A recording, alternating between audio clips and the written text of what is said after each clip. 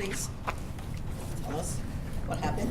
Okay, well, everything is documented in the affidavit of complaint, but I'll give you some backstory, some history of what led to this.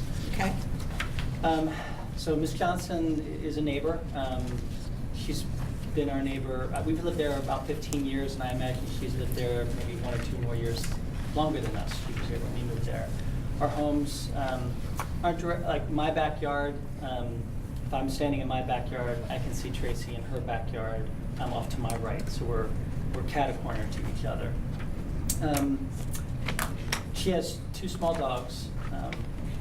I don't know the breed. I'm not an expert, I'm afraid, but I think they're small dogs, Maltese Terrier mixes. She has a white one and a black one. The black one never makes a sound. It's this white one that barks. And the disturbances, are, the complaint is about off hours. This particular, you're allowed to issue one specific complaint, but again, I'm giving you some backstory. It's after 9 p.m. at night, and it's early in the morning on the weekends. And what it is that she lets her dogs out to go to the restroom outside, and then she leaves them out there. The animals take all of 2 minutes to use the restroom, and then they bark for the next 15, 20 minutes to get back in. Or just the white one, I should say. And it's disturbing. Back in August of 2018, I did call animal control, and they said they would issue a warning letter. I followed up with that in the fall to make sure that one had been sent, because the issue was still going on, and they said yes, the letter had been sent. Kind of just lived with it. But the other issue is that my wife and I run the homeowners association in the neighborhood, and our immediate neighbors on both sides of us have separately came to us in the beginning of the year asking about this. Is there something we can do? And I said, well, I've called, you guys could call. And I'm not submitting any of that as evidence today. I don't, but they said they would. I gave them the number. But this particular incident was I had enough. Being woken up. It's one thing to be woken up and then being able to go back to sleep. But if the dog continues to bark for 15, 20 minutes, you can't do that. My wife would get up and she would go out. She'd flicker our porch lights, anything to signal Tracey to bring that dog in. So that's what that complaint's about. I really feel like that covers it. I mean, let me know if you have some questions. All right. Miss Johnson? My dogs are barkers, but they bark in the house and they fuss with me. They're 2 cockapoos. I'm sorry? They're 2 cockapoos. Okay. One's black, one's tan. I can let them out in the yard, they won't bark. I've stood there and watched them. They roam the yard, won't bark. They'll come to the door, look at me. I stand there and watch them. They'll go back around the yard. I'm still waiting to see when they're barking. Even if both of them is out there, they're not play barking. They're out there using the restroom, and one might stray away here. Lately, I've been putting them on leashes because of their health. They go out there and get into stuff that they shouldn't be into. So I just put them on a leash, and I'm getting ready to get them 2 muzzles, because there's stuff in the yard that they don't need to get into, and I don't want to keep them on a leash. I want them to have the freedom of the yard. That's the purpose I got 'em. I'm sorry, talk up a little bit. I want them to have the purpose of using the yard, so I'm going to get them 2 muzzles where they can't mess with anything in the yard when they're out there. But I've watched them. I've stood in the door every time I let my dogs out. 1:30 in the morning, I'm in the bed, and they're in the house. There's other dogs out there barking. Could sound similar. I don't know. But I have to defend my dogs because I stand there and I watch them, and they look at me and they bark. They look at me and think I'm supposed to come out there with them, but I'll stand in the doorway and watch them. But I mean, if they bark when I come home. I can hear them barking because I'm pulling in the yard. Here lately, they wait till I get in the house and they bark. But as soon as I go in and let them outside to use the bathroom, they're fine. They just want to get out of the pen or they want some water. But as far as going outside just barking and barking and barking, I have not yet. I've had those dogs for a while. I've seen them do that. Now, when they was puppies, they would be out there playing and growling at each other. And if they see a groundhog or something in the yard, they'll growl at that, or a rabbit, they'll growl at that and chase it.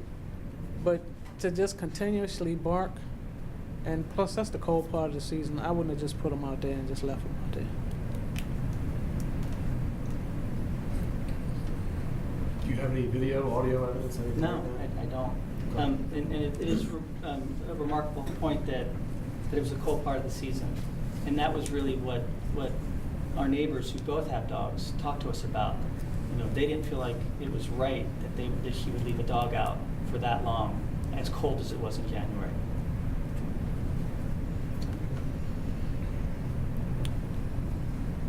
I wish you had gotten my number and gave me a call, because that time of the morning you could have called, and if I was in there asleep or something, woke me up or something, because it is some strange stuff going around the neighborhood. It's hard to explain.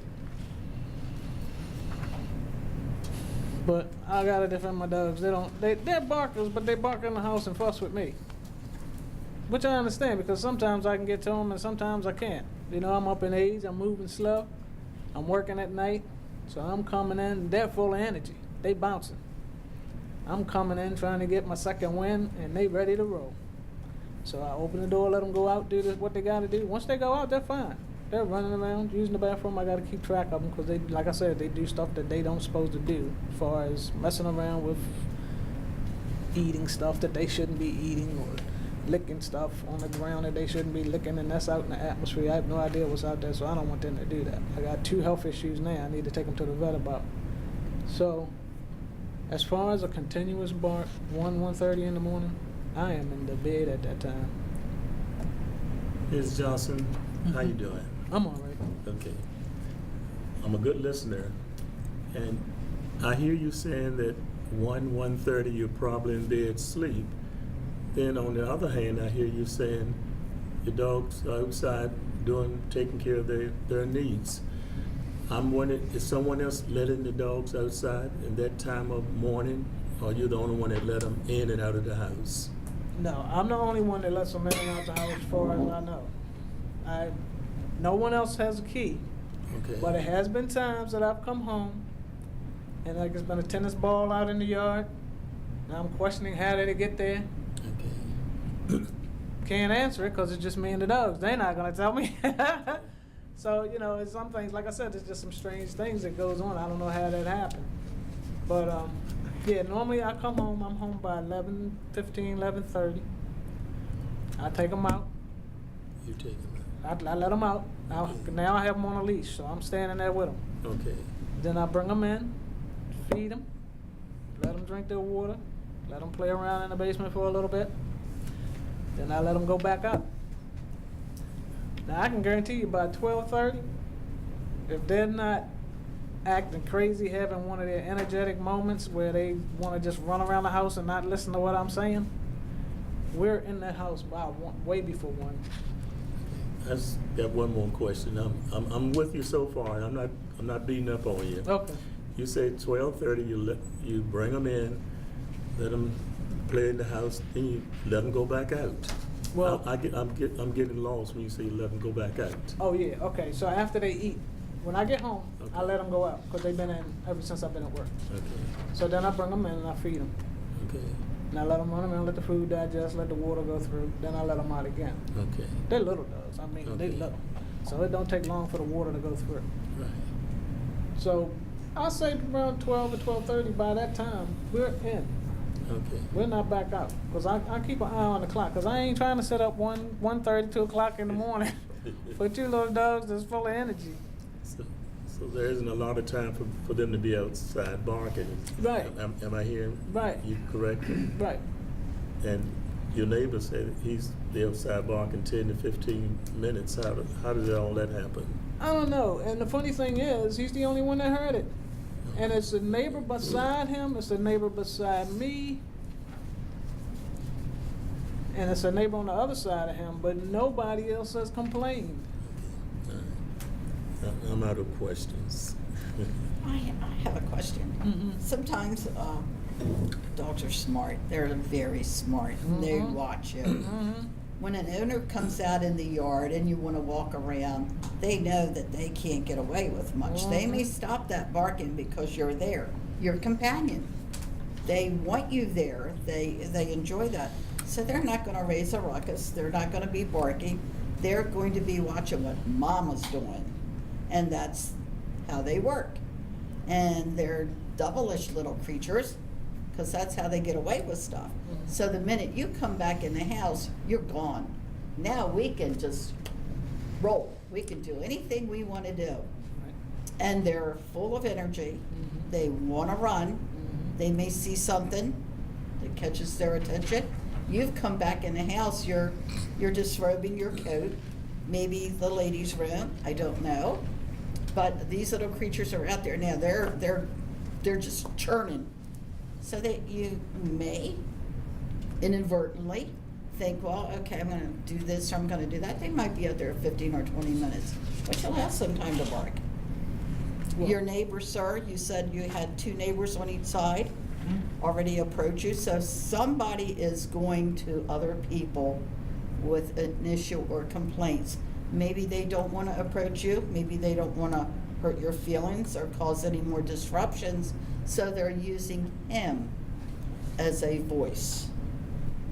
And they don't know how to bring the attention to you. That's just what I've listened to, and I'm with Levi. I'm trying to listen and wrap my head around it too. So that's what I pick up on. But I agree with you. Yeah, they do stuff when they know I'm not looking. Yeah, they will. But they're not gonna I've make got one that'll noise. do the same thing. They're not gonna make noise. They're gonna look to see if I'm looking, and then they'll Yeah. go. I've watched them with the curtains slanted. I Sure. have Venetian blinds. I They've slant got them. you. They've Right. already wrote a book about you. That's why I'm standing there watching them now. Because they don't want out there and got themselves into something that they can't get healed. Now I gotta go get it healed. But as far as barking dogs, yeah, I would say barking because they're in the house fussing with me because they want to be loved up, and cuddled up. But I never spoil my dogs, so I try not to spoil them to the point where they have to always have someone there. But once they eat, they're fine. I've let them go outside. I'll keep them on that leash because I don't want them to get into nothing else. And they'll go out there, use the bathroom, look at me. I'm standing there looking at them. If I don't open the door, they'll make another round. And that's good because one of my dogs, you would think he'd go outside visiting. And then he comes in and thinks he's going to use the bathroom. And I'm like, no, you're supposed to be out there, not in here. So that takes like another, I guess it's probably about a good hour. We go through it. And then he comes in and he realizes, well, yeah, I guess I better do it out there and go to sleep in here. And it says they're Maltese Terrier mixes. Terriers are like that.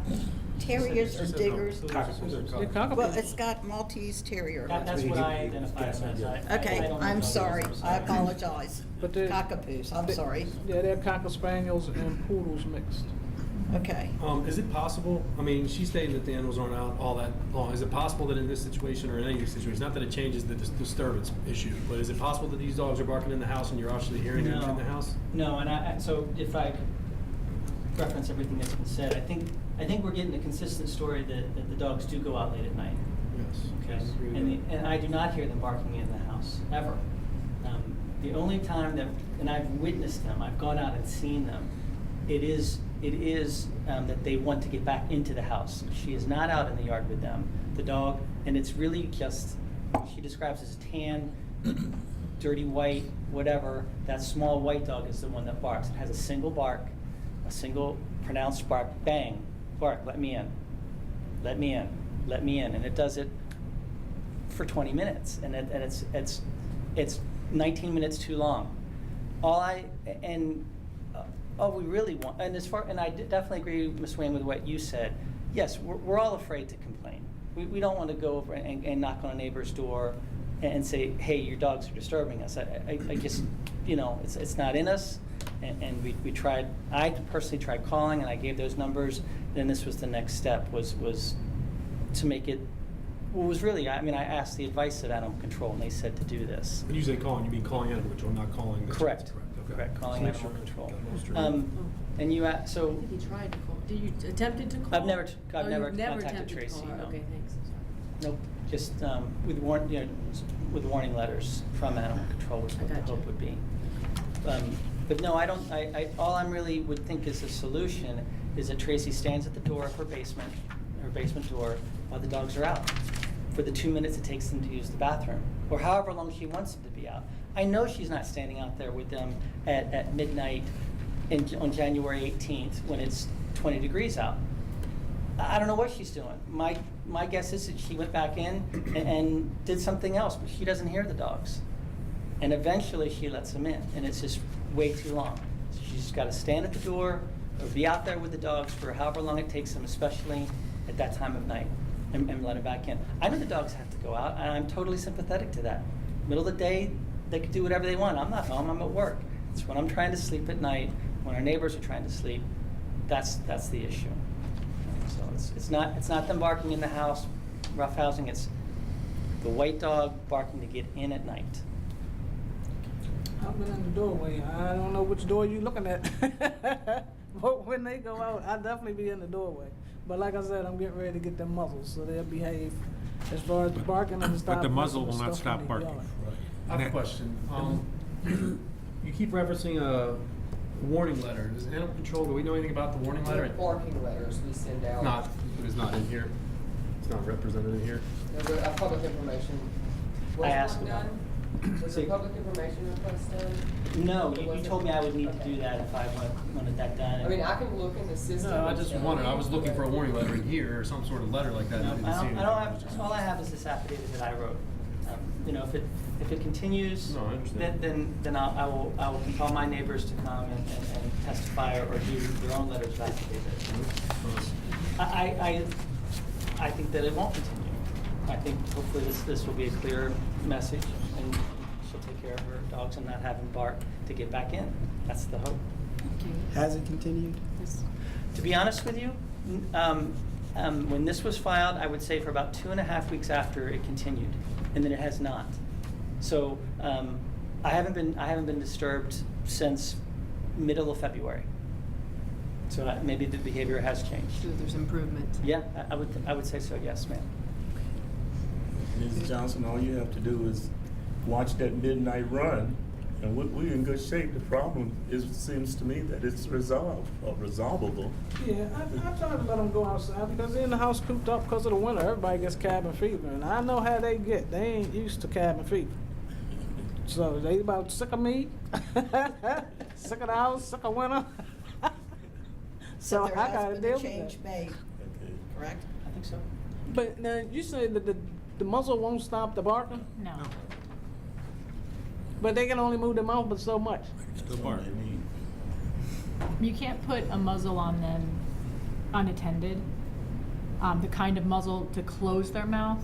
What you're talking about to keep them from nibbling things in the yard is a basket muzzle, and that's the only thing that you can put on them. You can't close their mouth with a muzzle like that and unattended. So a basket muzzle will not stop them from barking. I've had a mesh muzzle on him. It stopped him from barking, but he figured out how to mess with the yard again. So Yeah, you can't put a muzzle that closes their mouth closed on them and then leave them unattended. And that's really not a solution for barking. And it sounds like perhaps the one dog really just wants to get in, like you're saying. And it may be that the one dog really does not like being cold. And maybe it's resolved because it's warmer and the dog's not barking to get in immediately. I don't know if you've made changes or if the dog is changing based on the weather. But he may not like being out there in the cold. yeah, it could be, but they're used to it. I mean, he goes out in the snow, like, So I'm not sure that you're making any efforts to like keep him quiet. to keep. Yeah, I mean, dogs bark and they play, and they're out in the yard, and it doesn't sound like they're saying that they're out in the yard barking. It sounds like the dog wants to get in, so they do need to be attended in the backyard. Yeah, that's a separation. Yeah, it's a separation anxiety type thing. They want to be with you. Yeah, but I mean, that would almost be. I've stood there and I've watched them, and those dogs, they see me there, like you said, and I get to the point where I don't walk away from the door because Yeah. they get, like I said, what they're doing is beginning to make themselves ill. So I gotta see what they're doing in order to know how to correct it. I know they're gonna have to go to It the sounds to back. me if you're truly standing at that back door with I am. them, then it's problem solved. Agreed. I am at the back door. I mean, you And look at the that is basement all door. you have to do. I mean, I ain't got no bright light in the room where you're gonna see me standing there. But I'm at the basement door. Okay, all right, we're gonna talk about it, we're gonna deliberate, so we're gonna talk amongst ourselves now, okay? There's no further public participation. Thank you. All So right, do I have time to run to the bathroom? I'm sorry? Do I have time to run to the bathroom? Okay, let's Give it give us a few minutes. Okay.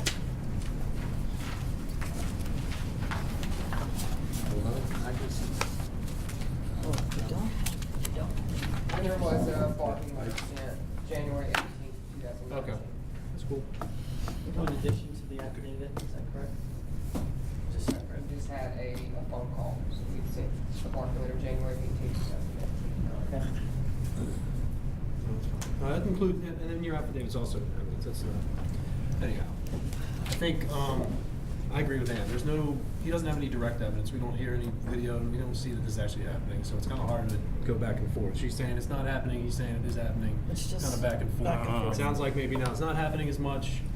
I'd be, I'd be of the opinion to just, to drop this, I mean, that's kind of my opinion, drop this now, this becomes, continuous, this man now understands that he's gonna need to bring some more evidence to the table to show this is fine, and then, if it doesn't happen anymore, then everybody's happy. I mean, I think that's. I do not agree. You don't agree? Not at all. For the reason that, as he stated, that he was told he could only file one citation, though he had multiple instances. Number one.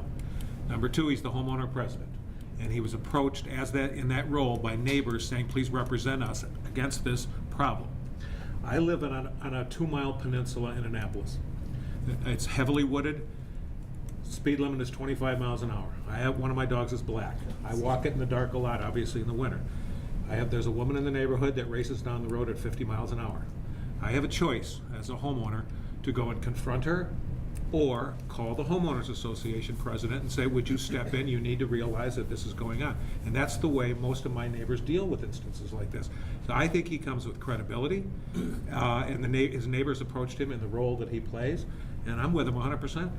To me, this is a clear violation. Okay, Well, I'm gonna agree with you in terms of it happened in January, and now here it is, April, and he said there's been some improvement. Like you said, you should encourage the neighbors to file multiple, the complaints, because you're only one person and you can only do one, and there's strength in numbers. I think that would help the case going forward. But as you said from your own account, that there's been improvement, so I would be inclined to say we not uphold it. you can get letters, okay, notified, or if they have evidence and they want to bring that to the court, okay, or they want to come with you, okay, anything that you feel would help your case, that's how you would build it, okay? Ms. Johnson said she's gonna try even harder, correct? Oh, yeah. Okay, that's good then, all right. I do agree. I mean, I agree that to the point that, maybe it's a change of season, who knows? If these all get cooped up again next year, we might be running through the same thing. I agree this kind of happened in a time where things are kind of changing, so maybe I'm wrong here, but that's kind of where I mean, I think that there's obviously some improvement. I'm not sure how much of a conscious effort was made. I mean, I'm hoping that there was some change in the method or operations by which she lets the dogs out in the evening time when it's most disturbing. So I can see both of these cases. The two things that I would consider were, one, going forward with the citation with a reduced fine, maybe in half, or dismissing it. Those are the two things on the table for me.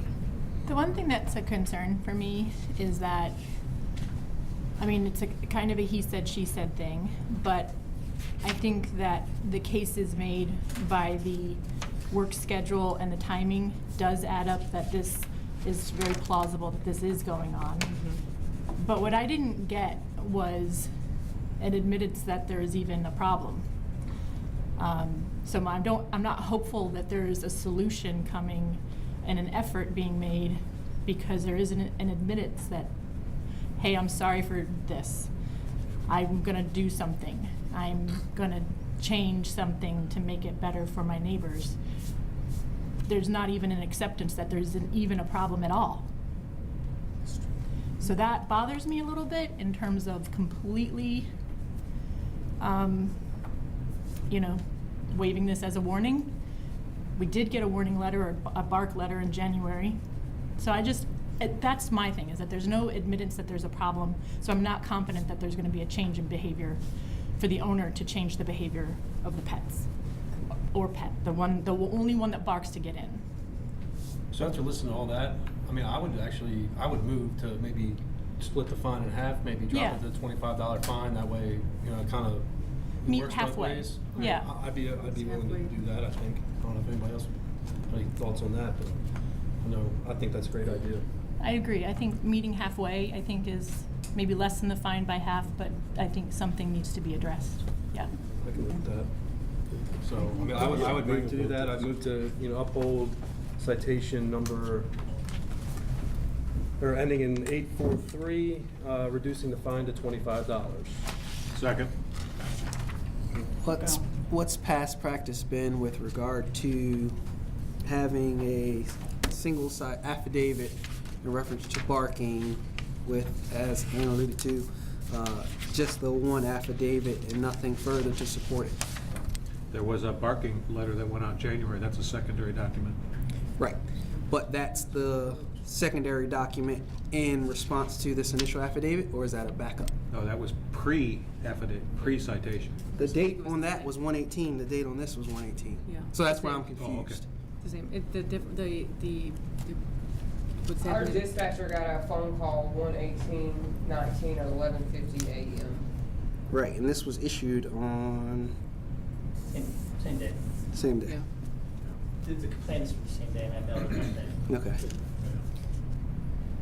And then we received the affidavit 1/23 of 19 That- from the 1/18. I mean, I don't know what she has there, but I know that I know which neighbor would have made that phone call.